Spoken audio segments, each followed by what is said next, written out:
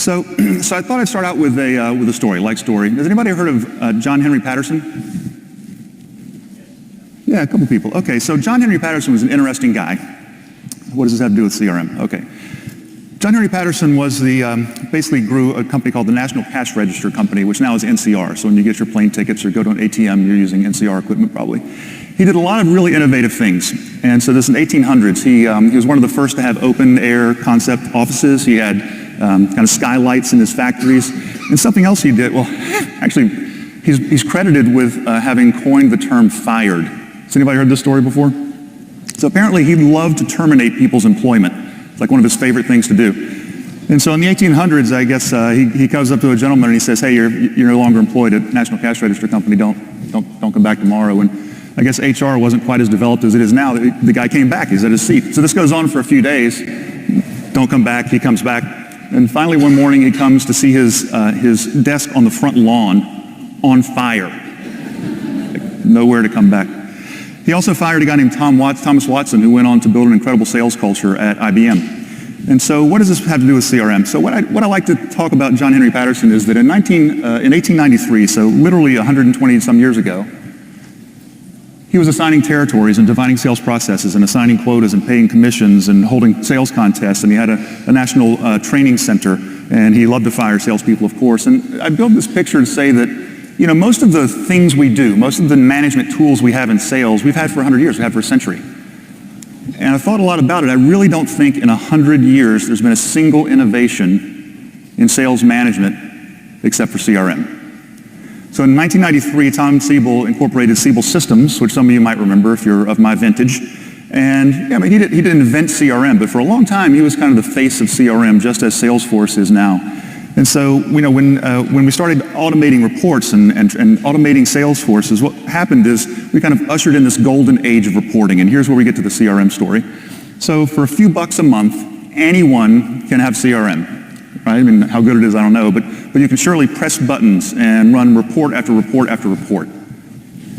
And so symbolically, there are 28 reports on this slide because we had a client of ours who was literally emailing around 28 management reports every single month. And so we've gotten to this kind of age of excess, right? The golden age of anything brings excess. And part of the story that I'm going to tell today is that we can create a lot of reports, but what do we really do with them? How do we use them to manage and, more importantly, coach better? I'm going to share a little video with you here. It's about a minute long, and it kind of highlights some of the behaviors that we've seen CRM drive inside Salesforces. See if you recognize any of this.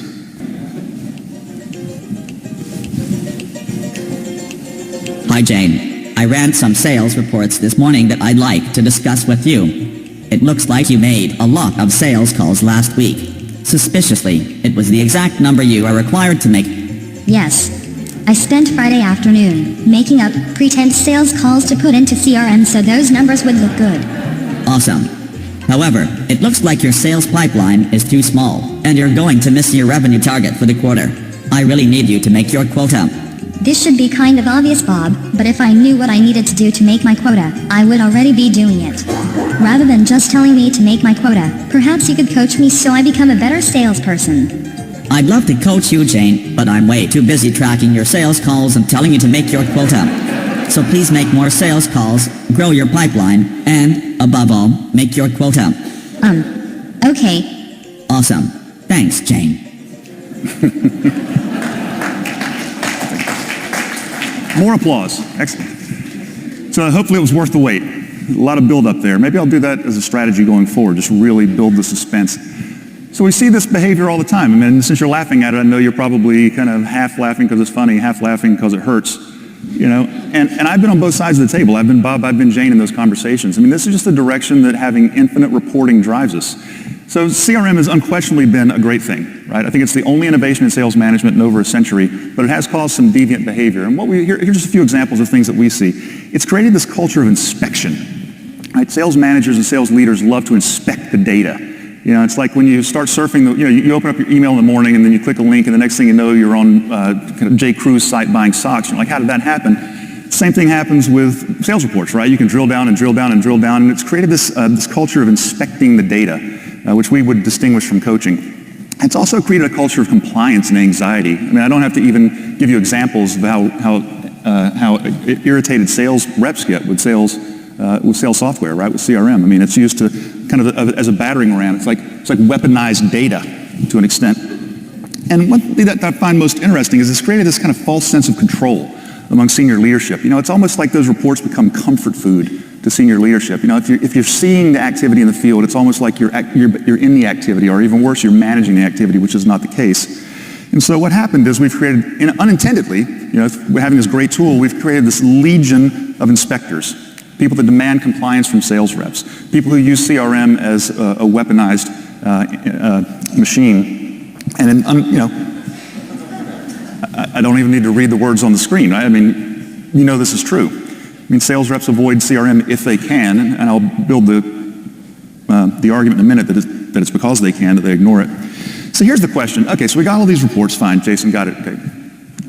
What should we do with them, right? It's not enough to just pick things apart. Like, what should we actually be doing with all of these reports that we have in CRM? How should management use all of that data? So let me pause for a second, and we'll return to this. I just want to tell you a little bit about my company, Vantage Point, and not to sell my company, but to give you our philosophy on this issue. So we have been around for about 10 years. We built our reputation as much as we have training sales managers. We think sales manager is the most important role in every organization. We think anything you do, whether it's a new process, a new tool, if your sales managers aren't enabled and motivated to make that change happen, it won't happen. They become barriers, not enablers. So we've got a lot of energy around helping sales managers do their jobs better. And we've actually recently added some salesperson methodology as well, because we see that playing both sides of that is obviously where you have the biggest impact. So if you leave here with nothing today, I don't think that's going to happen. When you leave here today with some stuff, I'd like for you also to know what we do. We're a training company that focuses on sales managers and salespeople, because often people come up afterwards and don't really understand what we do, which is interesting. Everything we do is research-based, and we do our own primary research. I'm going to talk about cracking the sales management code in a little bit. Justin mentioned it. We have a new book coming out, actually written by my partner, Michelle Vazana, Crushing Quota. And you know, when we say that we're a management company, a sales management training company, a lot of times people go directly to leadership, like leadership training. And that's a part of it, but really we're more focused on the actual things sales managers do, right? Managing pipelines, making forecasts, coaching, using CRM data to better manage. And finally, this is like eye candy. What you can take away from this is that we only work with companies with blue and red logos. So if you have a blue or red logo, I'll be thrilled to have a conversation with you. If not, I got some pull, maybe we can get an exception for you. Okay. So back to the question, how should management use all that data? And there's really only one answer to this question. Management should use the data to improve the data. There's a guy named Neil Rackham. He wrote Spin Selling. He's a legendary researcher and thinker in the sales space. And so he told me one time, he said, he has a British accent, makes him sound smarter, right? Jason, someone told me one time, the only reason to measure something is if you intend to improve it. Think about that. The only reason to measure something is if you intend to improve it. How much stuff do we measure? Quite a bit. How much stuff do we report because we can? Quite a bit.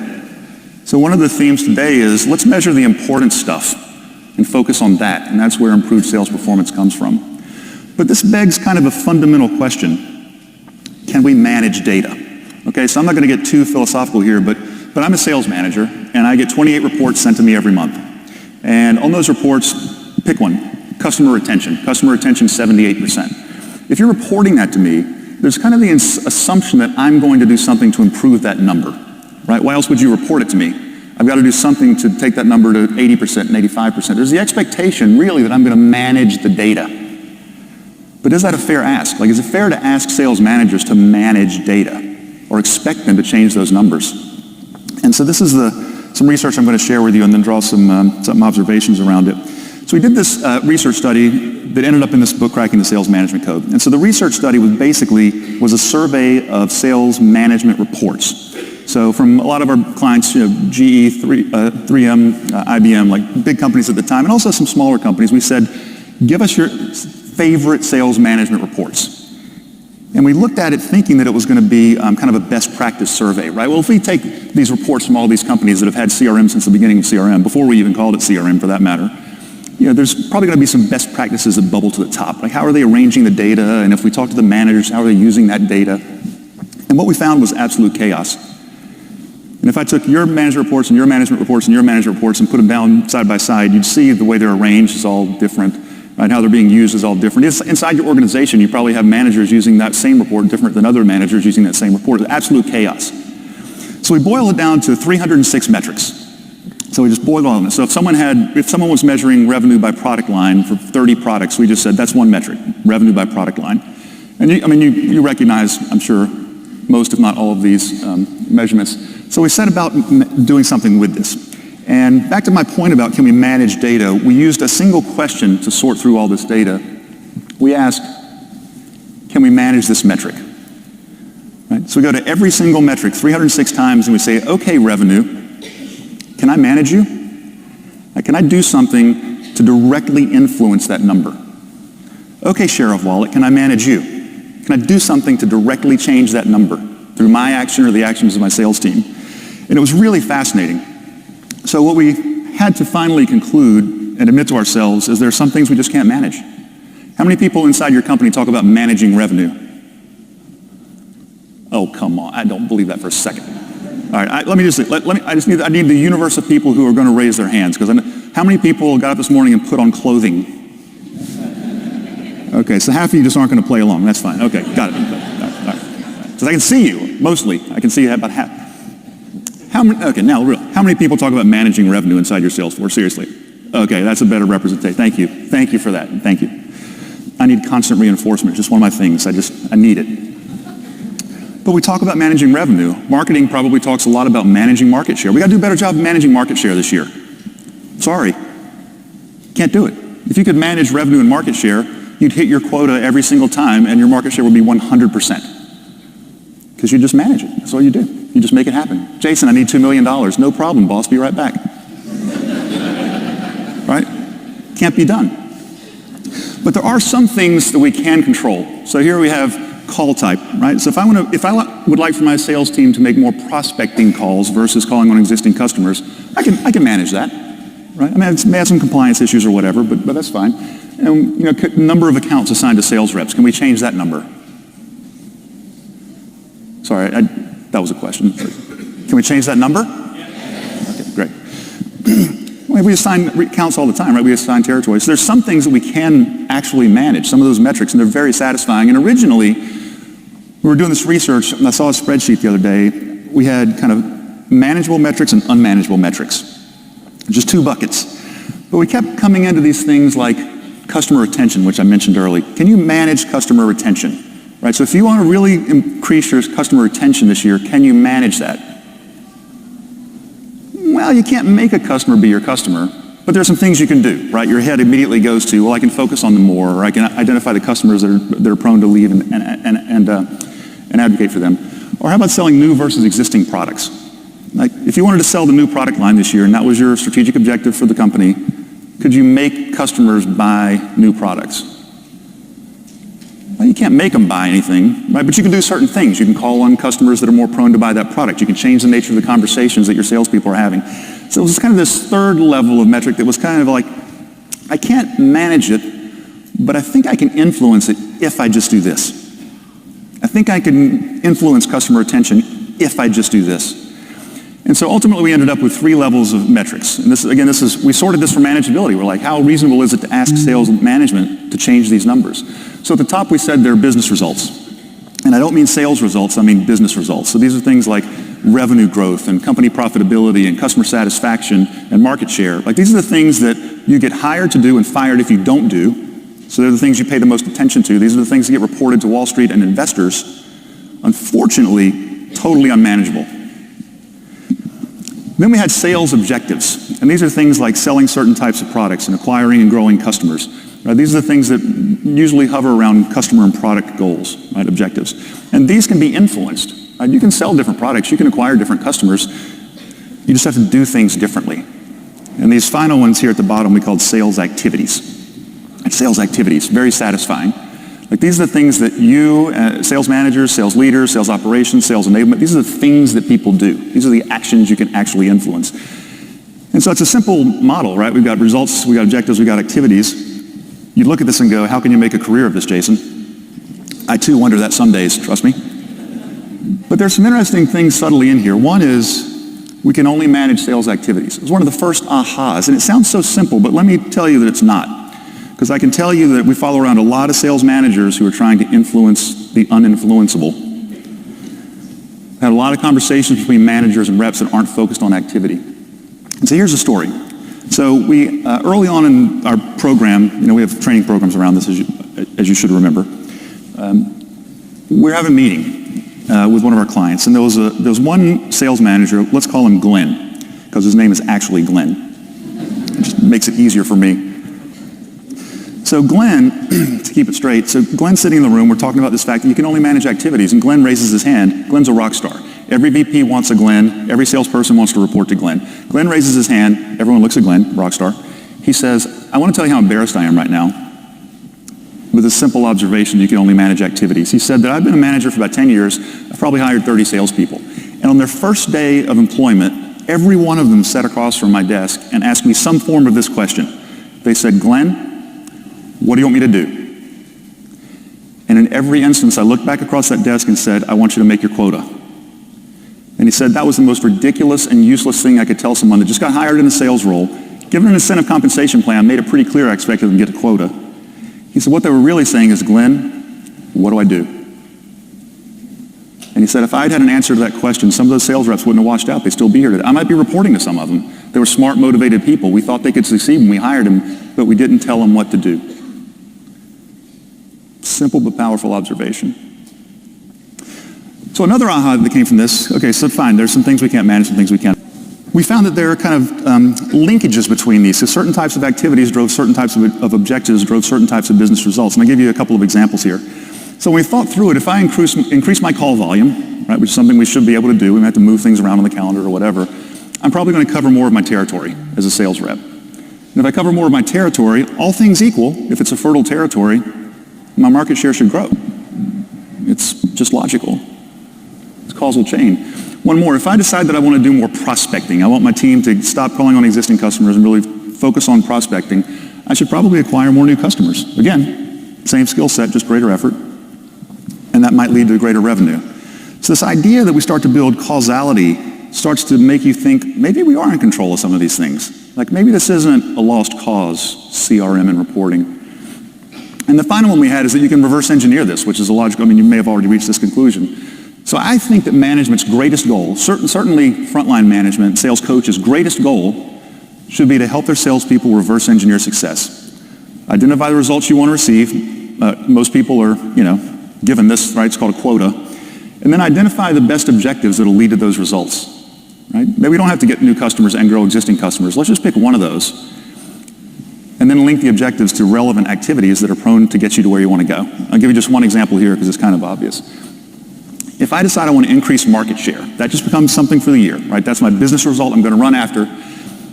Maybe I do some analysis and discover, rather than getting new customers, maybe my best plan is to go after my existing customers and get a share of wallet, right? I've made a decision. I've decided not to go after new customers. I'm going to focus on these. And if that's the case, then maybe completing account plans and coaching around account planning, maybe that's the activity that's going to lead me there, right? It makes sense. You can believe that. Account planning, share of wallet, market share. And here's the real insight of all of this. Then we can focus on the activity. So I'll give you two reasons this is important. One from a sales manager's perspective and another from a salesperson's perspective. So if I'm a sales manager, I get up every day, I'm extremely concerned about my team. I want to get to quota myself, which means I got to get my team members to quota. And I do this. Got to get to quota. How am I going to get my team to quota? How am I going to grow revenue? How am I going to grow sales? Not useful. Can't manage it. However, if I get up in the morning and I go, okay, I've just got to focus on account planning this quarter. I got to sit down with my people and I've got to make sure they're doing this and doing it right. They're doing it and they're doing it well. It's freed up so much energy to focus on the things that are important. I don't have to worry about revenue. I'm going to think about it, but I'm not going to focus on it. I'm not going to say, Jane, I need you to make your revenue target. I need you to make your quota. I'm going to say, Jane, let's talk about your account plans. Pick one of your key accounts, let's do this. It's liberating. Sales managers, when they go through our programs and they start living this life, they're like, oh my gosh, I feel like I've been set free. I'm focused on things I can control, and the results are starting to come. And so this leads us to why it's important for salespeople. So what motivates salespeople? This is kind of a no-brainer. Even people who can't raise their hand know this one, right? Yeah, money, rewards, recognition, all that jazz. Yeah, maybe. And so there's a research done that was published in Harvard Business Review, and they looked into what motivated salespeople. And of course, they asked about recognition, rewards, all that kind of stuff, and that's important. More for a sense of fairness than for motivation, interestingly. But they also asked a couple of unexpected things that I wouldn't have asked. And what they found to be the most motivating thing for a salesperson, just file this away: clarity of task. Having a clear task as a salesperson is the most motivating thing they can have. More than incentives and more than rewards and recognition. If I get up in the morning and I know that if I make 10 sales calls, I'm going to hit my quota, I'll make 10 sales calls. And if I make my quota, I'll make 11. We spend so much money and time motivating salespeople, and all they really need to do is, Glenn, what do you want me to do? Here's what I want you to do, Jane. Here's how we're going to succeed this year. Simple, powerful insight. People just want to know what to do. Okay, so here's the problem. I don't know if anyone was not expecting this slide to come. Only 17% of the metrics that we saw in our research were sales activities, and actually about half of those weren't really salesperson activities, like making calls and planning. So about half of those were training, providing tools, kind of management enablement type stuff. They weren't even salespeople activities. So literally 90% of what people were measuring in our study, unmanageable. Right? We're spending 90% of our time focused on things we can't manage. And we don't get where we want to go, and we're surprised, and we're frustrated, we're demotivated. It's such a simple but powerful message when you think about it, you reflect back on your experiences, right? So what happens, since we don't understand the activities, we don't focus on process the way we should, we run to the more button. So Neil Rackham, I mentioned him earlier, he said every VP of sales has a more button under the desk. Yours has one too, right? Anytime they need more sales calls, more training, more sales reps, more. Press the button, press the button, press the button, press the button. And we wouldn't be so quick to grab the more button if we understood that it's not more activity that's important, it's doing the right activity that's important. Maybe it's less activity. Maybe your salespeople need to be working less, just doing the right things.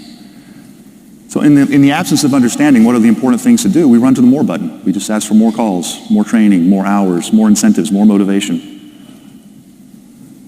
What do you want me to do, Glenn? What do you want me to do? Okay, break out those arms, those hands. Who has come to the conclusion that I'm talking about micromanaging salespeople? Liars. 700 liars in a room. Where are the 700 honest people that will raise their hands?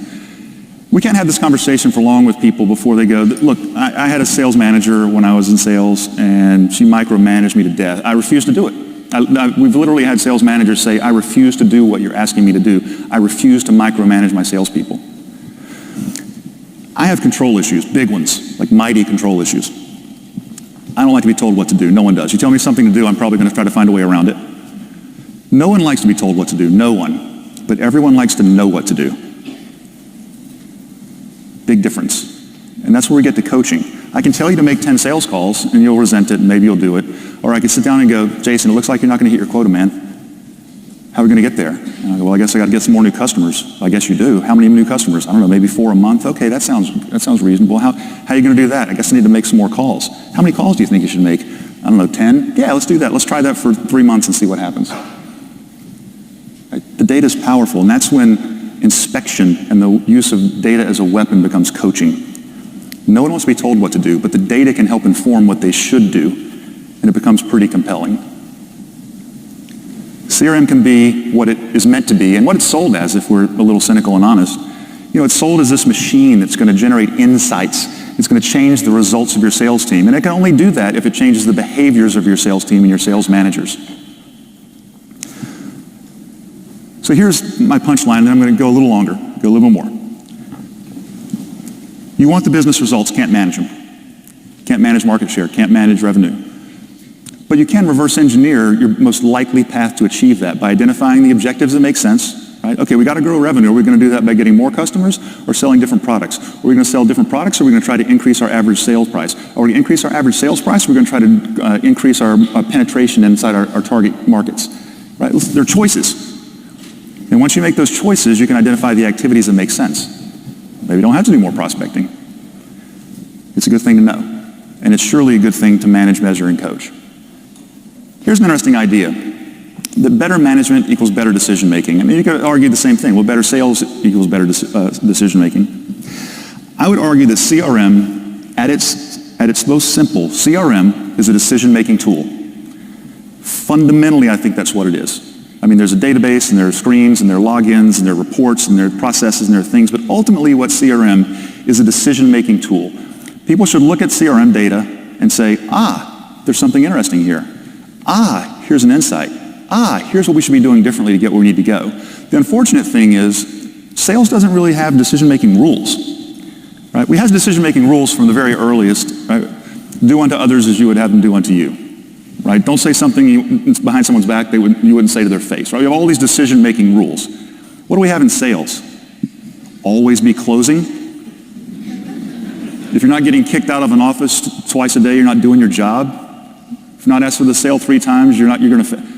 What are the decision-making rules? And that's what this is. This is at its core. This is just a simple decision-making framework. What should we be doing? What should I do? What do I do? Well, let's look at this. Are you getting the results you want? Yes or no? What objectives make the most sense? Let's do that. Now, what activities do we need to focus on to really drive those objectives and results? It's a decision-making tool that mirrors perfectly with CRM, a decision-making framework and tool. Suddenly it makes sense. So let me just tell you a few things to know and love about CRM, and when considered in the light of this little simple framework we have. First of all, if you follow these rules, right, if you view CRM as a decision-making tool, if you focus on activities, if you do the right things, obviously performance will improve. But what we've also seen with our clients is that sales software adoption will improve, which may be a little counterintuitive. Like most people will implement software and try to drive behavior of the software. We try to drive behavior of the people, and then the software follows. So I'll tell you the story. So we have a client, and so several years ago they implemented Salesforce, and it was at the time the largest instance of Salesforce that had been deployed, tens of thousands of salespeople. And so Salesforce gave them some reference clients and said, you should talk to these companies, they've done a really good job with it. And so I just happened to be in St. Paul, Minnesota at their headquarters when this other team was in. I'm not going to share who the other companies were because I don't have permission, but so I sat down in the room, and so this reference client's talking about what they did to drive CRM adoption. And it was as though I was writing the script coming out of their mouths. They said we did a couple things to drive CRM adoption, to take people from really kind of avoiding CRM to loving CRM. The first thing is we really built it, we re-architected it around activity, around sales activity. Right? So we embedded the activity in CRM, and it drove adoption. So how many people struggle with CRM adoption? It's okay, it's dark, no one can see. You're safe. How many people struggle with email adoption? No? How many people struggle with cell phone adoption? No? No one? Remarkable. You don't have to drive usage of email or cell phones, and it's because your salespeople can't do their jobs without it. It's so embedded in the activity that if they turn off their cell phones and they turn off email, their life becomes more cumbersome. It's more manual. It doesn't feel as they're not as productive. They know that intuitively. We got to get CRM there. Right? We've got to embed CRM in the activities of the salespeople so that they can't do their jobs without it. But it puts a burden on us to develop good CRM. The second thing they said is that we went from 120 reports to 15. Some of you probably just had chills go down your spine at the thought of actually eliminating 100 management reports that people are using. Because someone's using each one of them, right? It's there for a reason. Someone asked for it. Someone's using it, probably one person. And they said it was hard. They said it really forced us to think through what are the important metrics. Like what do we need to be reporting, right? Only report something if you intend to improve it. It forced them to really think through what are the important things we're doing, and let's just provide that data to the field. Let's not distract them with data. Let's give them the data that they need to do their jobs, to make better decisions, change their behaviors, so that customers change theirs. So it sounds like a coaching methodology. It sounds like a way to focus people on activities, but it'll simultaneously drive CRM adoption, which I think is something a lot of people here would really struggle with and would really like to accomplish. It's surprising and simple. And then one other thing this will do, there's another another client that I also don't have permission to share, but so this guy ran sales operations globally for a company you would know. You use them, right? It's an acronym company. And he said, we did an interesting exercise. He said, we took each of our sales roles, went role by role, and we tried to identify, through analysis, correlations and stuff, what were 3 to 5 metrics that we felt confident drove success in each role. Right, so if you're an account manager, a strategic account manager, it could be three things that drive success. If you're a territory manager, it could be 3 different things. But he said we tried to boil it down to 3 to 5 things for each sales role that drove success, that we had confidence drove success, and that's what we reported, and that's what we asked the team to do. Interestingly, he also said, we also architected the system so that no one could see more than 2 levels below them. What, the VP of sales can't look 4 levels below him or her and see what people are doing in the field? No. Why would they? Why do they need to know that? It's not the VP of sales' job to drive activity.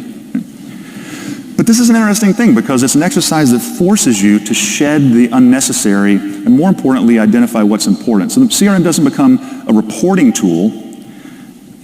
It becomes a method of managing differently and focusing people's attention, of the sales managers and the salespeople. This is when CRM can really be a powerful thing. And ultimately, you want to turn your sales managers. I mean, I feel bad for sales managers every day.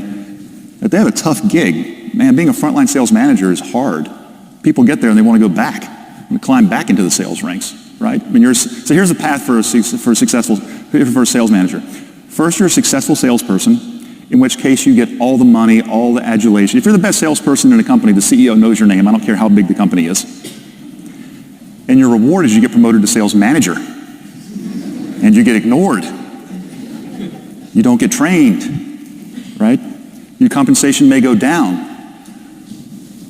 I'm going to get buttons made up that say hug a sales manager. It's just like, we just need to get those people. Let them know we appreciate them. This is about turning sales managers into superheroes. Right? This is about creating a bunch of Glens. This is about having sales managers that every VP wants to work for him or her. This is about creating sales managers that every salesperson wants to work for. It's interesting. I think that, someone asked me the other day, said, what makes a good sales coaching session? I said, I think a good sales coaching session, the sales manager has created so much value that the salesperson would have paid the manager to have that conversation. Right? Wow, that conversation totally changed the way I'm thinking about my problems. It's totally changing something I'm going to do. A good coaching conversation, a salesperson should pull out money and pay the manager for. But unfortunately, I think most salespeople would pay to avoid coaching. And that's the reality that we live in. So here's the task at hand. I'm going to just give you one more story and then I'll close. But let me give you a story. So obviously we train sales managers. And the goal here is to improve the Bobs, right? The sales managers that sit across from the salespeople and say useless things. It's kind of obvious, Bob, but if I knew what to do to make my quota, I'd already be doing it. Why don't you coach me so I become a better salesperson? So so the client we had, we trained them, sales managers, better coaching, how to use data, pipeline, the whole thing. And so one of my partners was at the annual meeting, their annual sales meeting. And the gentleman, we'll call him Bill. You know what we're calling him Bill, right? His name's Bill, just easier for me. Bill comes up to my partner, he says, I just want to thank you. He said, I've been a sales manager here for 20 years and I've been pretty successful, most of it, but I was really struggling. He said, I was actually on a performance improvement plan as a sales manager. I thought I was going to lose my job. And he said, you guys saved my ass. That's what he said. He said, that training changed the way I looked at my job. It changed the things I focused on. It changed the way I interacted with my sales reps. And he said, and in a few weeks, I'm going to be in Cancun at the President's Club. Thank you. And that's what we're trying to do here. Right? CRM is incredibly powerful if we see it for what it is and we use it the best way it can be used. It's a decision-making tool. It helps you focus on the right things. It helps you measure if you're getting the results you want. And that's what we need to do. So with that, I thank you. Thank you for your time. I really sincerely appreciate it.